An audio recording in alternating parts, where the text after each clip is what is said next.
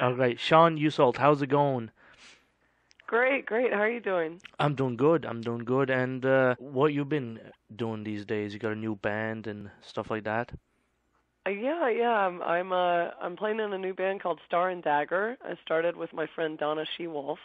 I knew her back in the early White Zombie days in New York City. She was in the Cycle Sluts from Hell, and all these years later, we ran back into each other and decided to start a band. So we just been having fun riffing together and writing songs, and she writes amazing, like dark, creepy lyrics that I love. And we just recently had Dave Catching from Eagles of Death Metal join the band as a second guitarist, and Gene Troutman from Queens of the Stone Age just joined our band, who's our new drummer. So with all that and our friend Vaughn on vocals, we've got a nice lineup and just had some great gigs at South by Southwest with High on Fire. So pretty happy. We're getting ready to do a lot more gigs and do some more recording.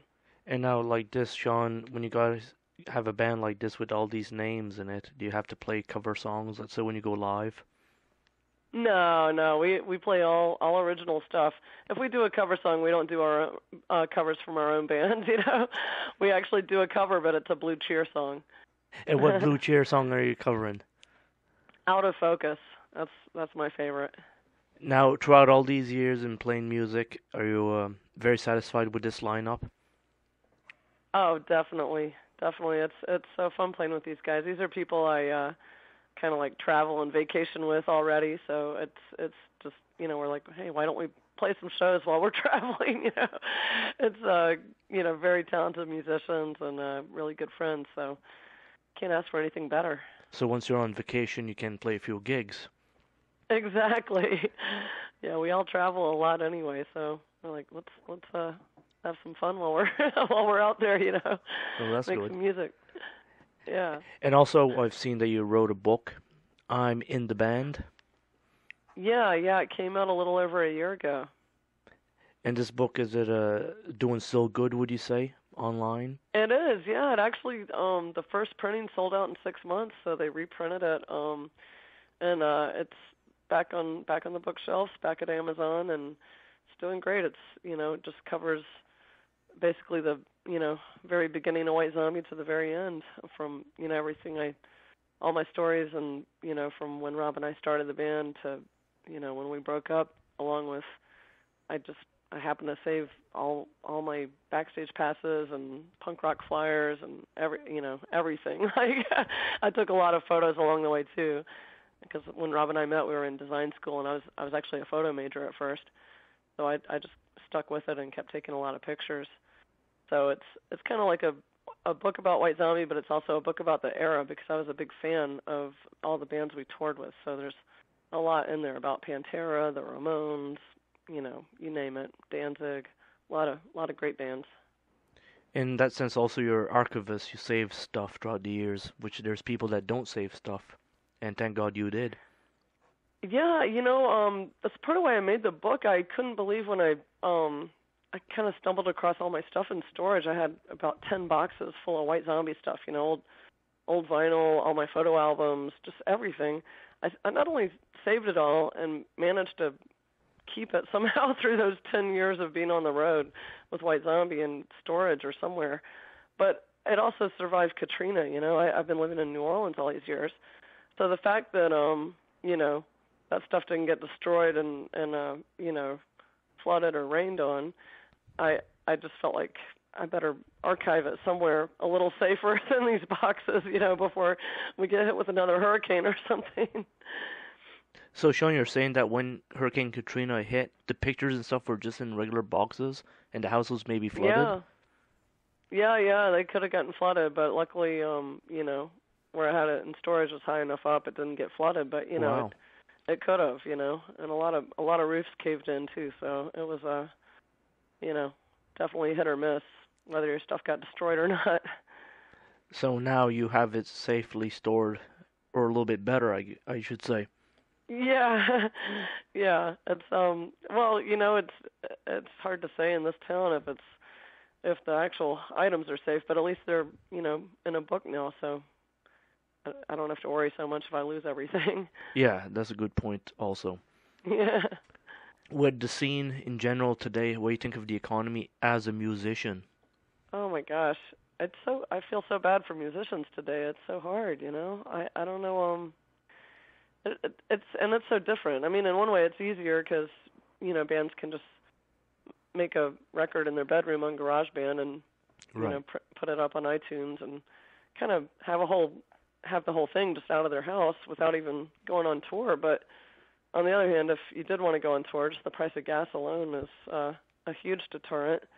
And it's just hard. People don't go out to see live stuff so much. So yeah, I don't know.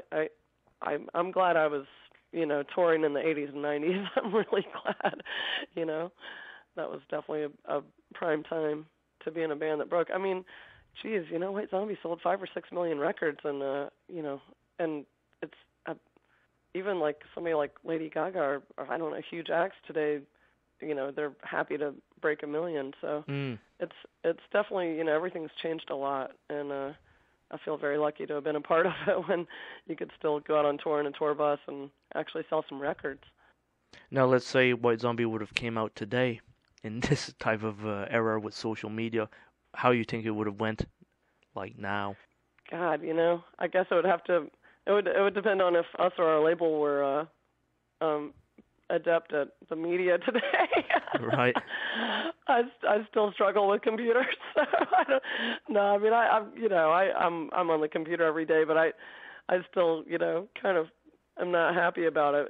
I mean I guess it's hard to say. I don't know how White Zombie would do today. I mean, a lot of people in America aren't really listening to rock or metal anymore. It seems kind of, not not popular, which is sad. It's still the music I want to hear, but you can go to like Canada or Europe or anywhere else, and it's still doing great. But it seems a little, out of fashion in America right now, which is a shame. Let's say do you keep updated with what Rob Zombie does? With his career today.